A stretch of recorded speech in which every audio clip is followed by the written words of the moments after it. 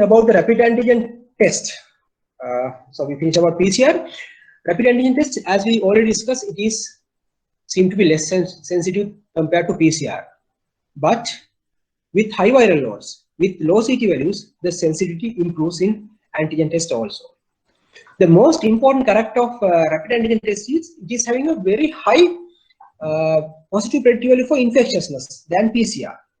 So for infection control purposes, it might be more useful in that context. So we are not detecting unnecessary cases in infection control measures.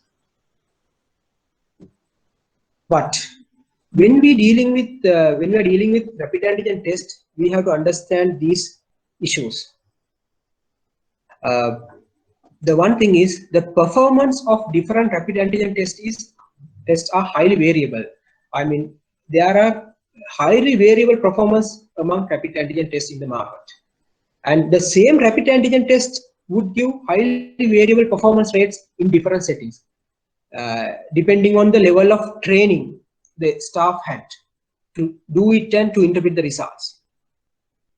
So therefore, we always should go for NMRA approved rapid antigen kits, not others. And also, it is very necessary for the NMRA to have a good evaluation process before registering rapid antigen test. Otherwise, we would be in trouble, because we have introduced several places in our testing algorithm to go ahead with rapid antigen test, assuming that they are up to the mark and good evaluation done before getting the registration in Sri Lanka. And proper training is also very much needed, and a little bit of supervision also needed. And in the new testing strategy, we have included the addendum to interpret COVID-19 antigen results. So it is very important to go through that addendum in interpreting rapid antigen tests. The main focus is whether you are taking the antigen test results as conclusive, or do you need to do a repeat PCR. That's the issue. So obviously, symptomatic cases with EPID-link, you can take the antigen results as conclusive when it is positive. But when it is negative, it is not conclusive. Then you have to go for PCR. Like asymptomatic with EPID-link, if it is positive, then it is confirmatory. But in the absence of EPID-link, it might not be confirmatory positive results. So you can go through addendum to understand that concept. So that is also very important. There are situations where you need to confirm the results with PCR in addition to antigen test, and many instances you can take the antigen result as the confirmatory results. It is very well obvious from the WHO case definition as well. And other concept is serial antigen testing. So if you go to the last line, outbreak control depends largely on the frequency of testing, the speed of reporting, and the application of interventions, and is only marginally improved by the sensitivity of the test. So this is some CDC data. They have mentioned that outbreak control mainly dependent on the easy testing and rapid results, rapid interventions, because the highly infectious period is in the early phase. So it is marginally improved by the sensitivity of the test. This is for outbreak control. That's the purpose, and this is not true for clinical cases. So that's why we have to identify the purpose of testing in our interpretation and in our strategies.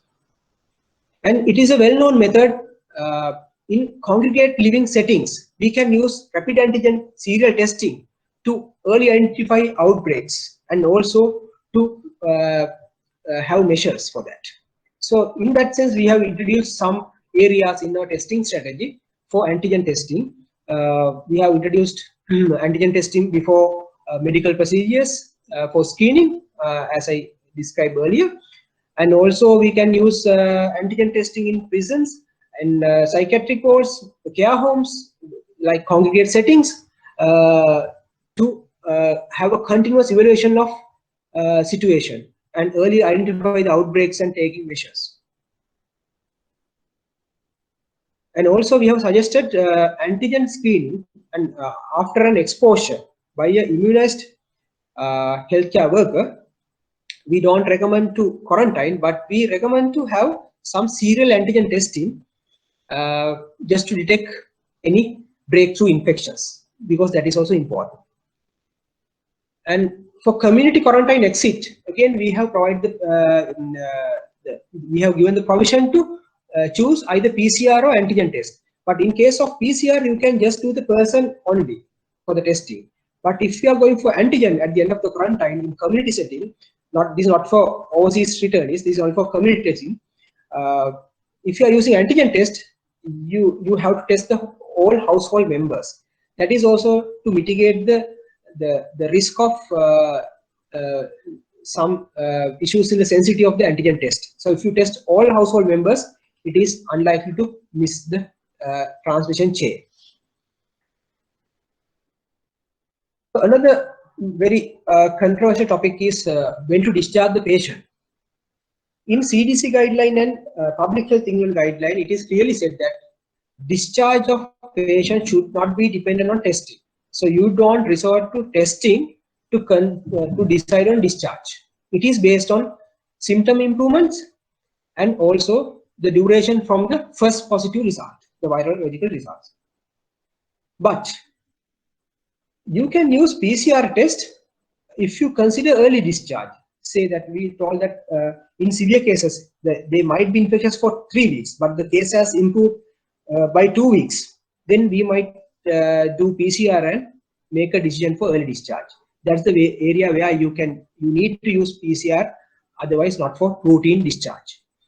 And the COVID antibody testing is not at all recommended in CDC or PHE guidelines for discharge criteria. So it should not be used routinely. Decide on discharge.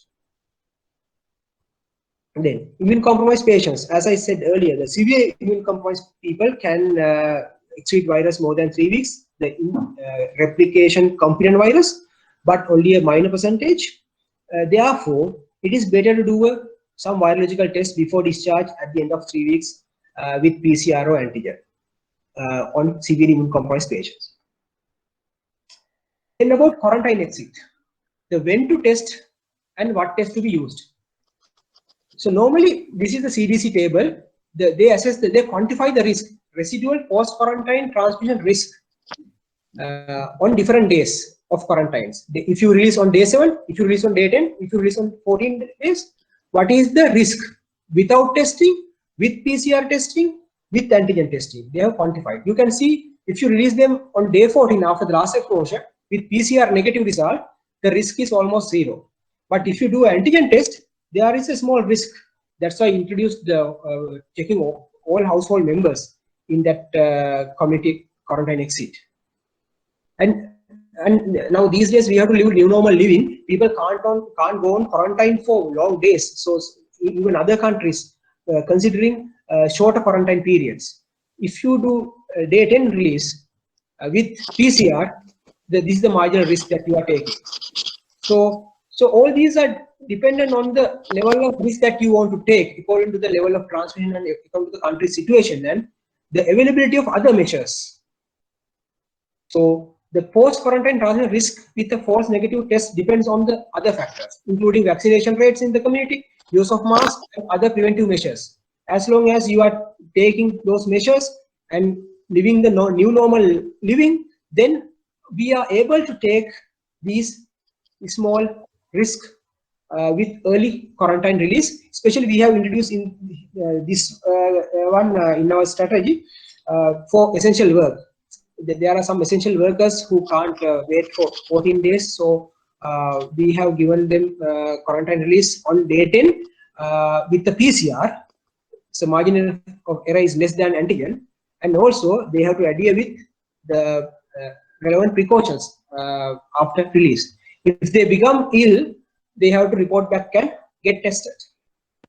So regarding COVID antibody testing, this is not a routine test. This is not a test to be used routinely. There is no purpose. Best test methods would be ELISA or CLIA platforms. And there are two assays: that antibodies detected against S protein, antibodies detected against N proteins. So normally with this vaccine era, the S protein antibodies can be present due to infection or natural infection. N-protein antibodies will be there only due to natural infections because most of the vaccines have S-protein other than Sinopharm. In case of Sinopharm, whether they are giving rise to N-protein antibodies, we don't know, no data about that. General impression is that N-protein antibodies reflective of natural infection. The S-protein can be either. And it's mainly the IgG that we want to check, but there are some assays with IgM, mainly rapid antigen test. I don't know what's the purpose of having IgM assay when we are doing the test with PCR or antigen.